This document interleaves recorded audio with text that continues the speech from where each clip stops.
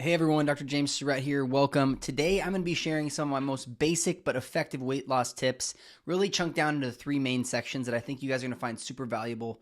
Whether you're really already quite knowledgeable on the topic or you're just a beginner and beginning your weight loss journey, or you feel like you've tried everything under the sun, I feel like the basics are so important. If you don't do these fundamentals, then the fancier therapies aren't going to work as well. The fancier supplements, the GLP-1 medications, all these different peptide therapies out there. There's so many fun therapies to help you lose weight. There's so many great tactics. But if you're not doubling down on the basics, then things are going to go much slower for you overall. So let's jump right into it.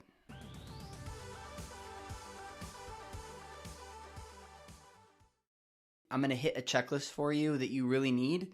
And odds are if you do these 5-6 things that I'm about to tell you to do, then you're going to have drastically better results in your weight loss journey. Now, you might be somebody out there who's stuck completely.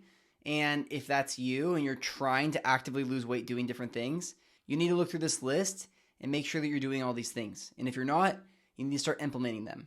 Remember that weight loss is usually a multifactorial problem, which just means that there's more than one issue that collect to make one bigger issue, which just results in you not losing weight. So it's never just one problem. It's usually multiple things that are stacking on top of each other, and that's why we're going to hit this checklist for you today, and you're going to get better results. I pared this down into 4 categories for you to keep things organized. Category number 1 is going to be nutrition. Obviously, don't just switch off this if you're like, oh, I know everything about nutrition. I'm good on nutrition. With nutrition, remember that the calories in, calories out approach that you hear people talk about online is completely broken. So just eating less of the wrong thing is not going to help you at all. How many times do you hear people say like, oh, I cut my calories, didn't lose a pound, right? It worked in my 20s, doesn't work now. Why is that? It's because when you're 20 years old, you have plenty of hormones. You have plenty of these factors in your body that help you break things down and recover. When you are 30, 40, 50 years old plus, your hormone levels go down. Your body isn't as efficient at recovery. So the inflammation that's present in certain foods that you're sensitive to or you're just not digesting very well are going to be more damaging to you. It's going to cause more water retention and it's going to not allow you to lose any weight.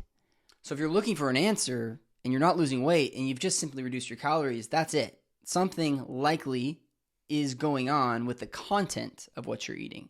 Now, it is my belief as well that when it comes to weight loss, diet is 95% of the battle. It's not 90+% of the battle. So you have to nail this. And if something's holding you back, you got to figure out what it is. So now people will say, hey, Dr. Stirrett, like, what's the best diet for me? Should I do keto? Should I do paleo? Should I do carnivore? Should I do IMF, intermittent fasting? And the truth is that if you are eating a bad diet, when I say a bad diet, I mean like a standard American diet. Like you're eating out a lot, you're eating a lot of packaged processed foods, fried foods, French fries, burgers, hot dogs, pizza. If you're just eating a lot of this stuff, then any of those diets are probably going to be an upgrade to what you're currently doing. But what I typically recommend for people who are just starting off, or even people who are a little further along in their weight loss journey, is to start with paleo, kind of an anti-inflammatory version of paleo. What I mean by that is hey, we're going to eat a high amount of protein. For women, this has to be over 60 grams of protein per day, usually between 80 to 100. Men usually need to be north of 100 grams of protein per day. You think, wow, how am I going to achieve that? Because most people aren't hitting that or even coming close to hitting that at all. You need to be doing probably a protein shake or two, and you need to be eating lots of lean animal proteins. Those are my favorite forms. They may not be yours, but they are my personal favorite. It is certainly a lot easier to lose weight doing this when you are not vegan, when you are not vegetarian. This is going to help stabilize your blood sugar, which is extremely important for insulin resistance and losing weight. Okay, so I love lots of steak and chicken and fish and sardines and whatever you can fit in your diet, breakfast, lunch, and dinner. You might hear people say like, oh, I do 30 grams breakfast, lunch, and dinner. You want to start thinking along those lines. Like, how are you going to get 80 grams of protein in per day? You're probably going to have to do 20, 30 grams breakfast, lunch, and dinner and a snack. And if you're losing weight, that is counterintuitive to what you've likely been told in the past because people are thinking calories in, calories out. I need to eat less, not more. And now all of a sudden you got someone like me saying, hey, you got to have some more protein in there. And it just doesn't make any sense. But I can tell you right now that that's not what's going to be causing your weight gain. So protein's important. I really like to reduce carbohydrates. Take a look at the level of carbohydrates that you're eating it now and undercut that by a bit. So maybe 150 grams of carbohydrates down to 100 grams of carbohydrates. If you've been eating north of that, then cutting it down to that should be helpful for you. If not, you might need to go a little bit lower, but I am not a big fan of going all the way to zero with your carbs. And then keep those carbs complex, right? So brown rice, quinoa, those are all things that I like for my patients to eat. And then always pairing it with a protein, pairing it with a steak, chicken, fish to help with that blood sugar stability and balance. Again, if you're new to this, just hop on Google, type in Pinterest, paleo, and you're going to get more diets or more recipes than you know what to do with. So, and a lot of them are really, really good. Like just because you eat paleo or eat a whole foods diet or an anti-inflammatory diet, that's kind of the zone I like to be in. You can still eat fantastic food every single day. That's what my family and I do. And just because you're not supposed to eat dairy or you're not supposed to eat, nightshade vegetables, those are two things that I see cause problems with weight loss overall and that I've seen throughout my career. But just because those things might cause a problem for you with your weight loss does not mean that you can never eat them. You just want to gain yourself some momentum on the front end so you can put some money in the bank so you can actually have $1 or $2 to spend down the line, so to speak, if that makes sense. My mentor used to use that analogy man, yeah, if you can be really good and heal your body for a month, then you're going to earn yourself the ability to go out and have yourself a pizza and be able to heal and recover from that quickly, rather than eating that type of stuff every single day and perpetuating this endless cycle of inflammation that's making you retain water and making you really just not able to lose any weight at all. So this segues into concept number 2 is the foods that you're eating, potentially like dairy and nightshades. Let's just pick on those foods for a minute, or gluten, maybe if you're gluten sensitive. Maybe those foods are causing inflammation for you, causing that water retention that we're speaking about. Obviously, that's going to damage your gut and your digestive function over time. This is something that needs to be healed. So if you notice, this is just primary, step number 1, just paying attention to your body. If you eat a food, let's say you drink a glass of milk and you're like, man, yeah, I'm bloated and I have gas. Well, that's your body is telling you something. It's not digesting it at all, and there's something bad going on in there. Or let's say that you eat some pizza, or you have a red pasta dish or something really spicy, and you get heartburn every time. And it's okay, well, your body is obviously not digesting that. It's coming back up. It's changing the pH in there in a bad way, and it's damaging your esophageal sphincter. And obviously, I want you to be able to eat those foods. I want each and every one of you watching this to be able to eat this stuff on occasion. But if it's causing problems for you in the here and now, then you likely need to stop it for a moment. This in turn will actually accelerate your weight loss because you're going to decrease your inflammatory load, letting your body let go of some water weight and then focus on burning fat. This goes the same for constipation, diarrhea. If you notice that you have constipation or diarrhea after you eat a specific food, most people that I talk to notice loose stools after particular foods. Don't eat those particular foods for a little while. Let your body recover. On the opposite spectrum, if you have constipation, that is a huge, huge red flag waving in the wind. And you need to take care of this immediately, because if you're trying to lose weight and you're not eliminating, it means you're not eliminating toxins. Your body's not breaking down what it needs to break down and getting rid of it. You're going to be reabsorbing your toxins. So this is priority number 1. And how often is enough? You need to be going to the bathroom every day at least. That's a poo at least once a day. So I know it's a little uncomfortable for you guys to talk about, but a lot of times people will be like, I go poop every other day or every 3 days. And they're like, no, that's normal for me. It's always been like that. And I'm like, yeah, but that's terrible for your body. It's no wonder you're not losing any weight. And that may have worked for you in your 20s, but now you're in your 30s, your 40s. This is detrimental to your body. You need to be eliminating to get rid of these toxins so you can actually, your body can push these processes forward that need to happen for you to lose the weight when you're doing all these other things right. And you may have heard me talk about in past videos how to deal with constipation. There's only 3 things that you need to think about if you're constipated and you're not having regular bowel movements. One is you need to be drinking enough water. And this is extremely important for weight loss anyways. It's hard to lose weight if you're not drinking enough water. I've literally had people break through a plateau just by increasing their water intake. For most people, this is around half your body weight in ounces per day. And if you're somebody that's like, well, I drink about 30, 40 ounces of water per day, that's not enough.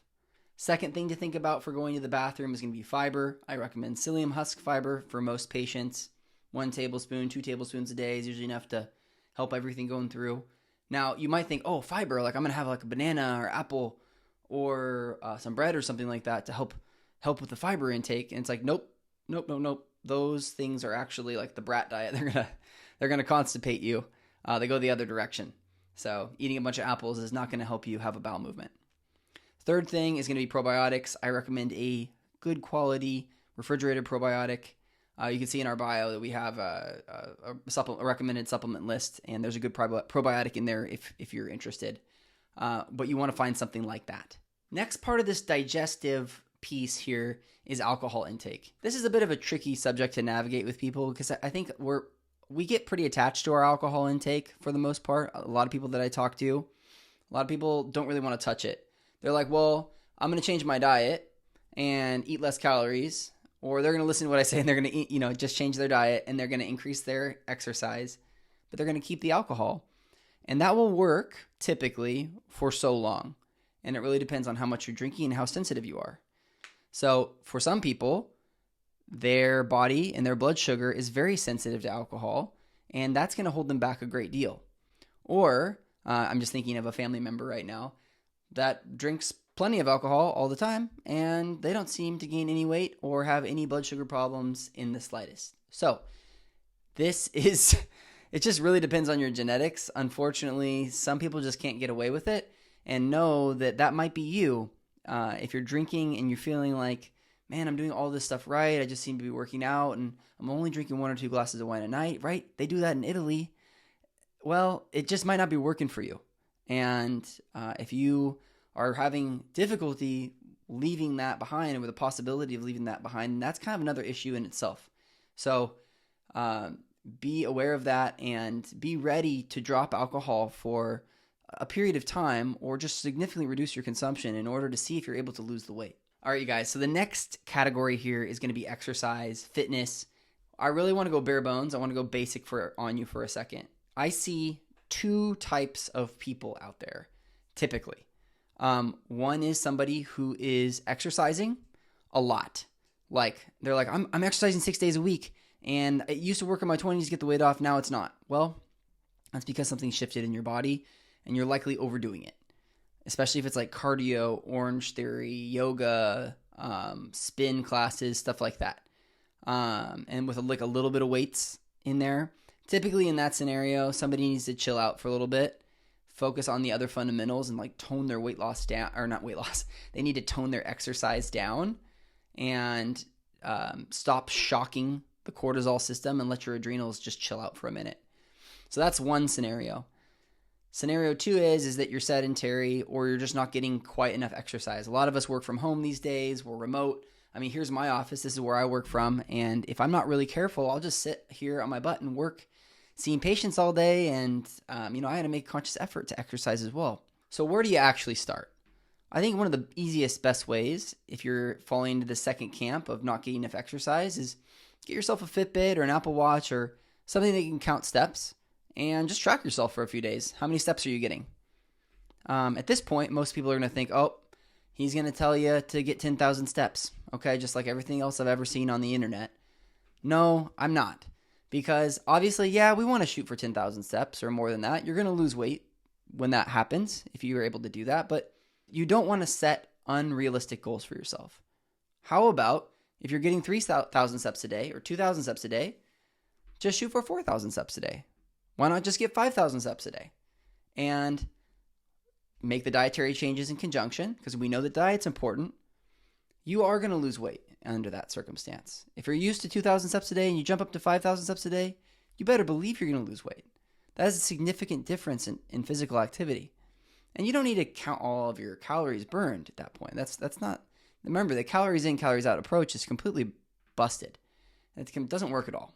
So to summarize on the exercise for a second, the bare bones approach, if you're doing too much, sometimes it's truly too much and you need to really tone things down. Keep that cardio and running and cycling to a minimum. Maybe just lift weights a few days a week and walk. Let those adrenals recover and do this in some of the conjunction with the other things that we're talking about, and this is going to likely bring you more success. If you're sedentary, you just need to move a little bit more, get yourself a Fitbit and track those steps. Increase it by about 20%. Let's say that. Increase it by 20%, and that should get you some results. And the last thing I got for you is sleep.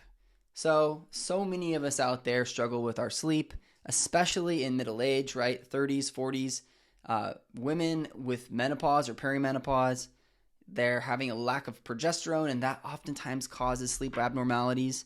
So what you need to think about if you're having sleep problems is are you having good sleep hygiene? If you don't know what sleep hygiene is, it's basically like, what are you doing before bed? What are you doing in bed? Like if you're just sitting on your phone or your iPad or your computer, you're watching TV in bed, you got lights on in the room, if it's not a completely pitch black room, if your temperature's off in the room, these are all things that they're quick and easy fixes. Implement a policy for yourself, no TV in the bedroom, and don't watch screens 20, 30 minutes before bed, and this is going to help you likely fall asleep. Then there's the issue of staying asleep, and this can be for a few different reasons. Like one, it could be hormonal. And if you're following that perimenopausal range, or you're a guy in your andropause range, meaning that your hormones are also declining, then you really want to get that evaluated. Two, if your partner is saying that you're snoring a ton or gasping for air at night, or even if you're just snoring quite a bit, it's worth it to get a sleep study to make sure you don't have sleep apnea, because that is going to prevent you from losing weight, and it's going to drive up your blood sugar and kill all of your testosterone and hormone levels. So yeah, that's something that you need to get checked out. The other thing to think about if you're a female is that if you notice that you're sleeping poorly at different times of your cycle, then you really need to work with a doctor like myself to figure out, hey, when's it happening? Why is it happening? It's definitely progesterone, estrogen related at that point, and that needs to get tuned up so you can get some sleep. Because guys, you can't really lose weight very well if you're not sleeping. It's when your body regenerates, restores, and recovers and produces all of your testosterone and growth hormone. Like if you aren't doing that, if you're not able to recover, then everything that you're doing is going to be hindered.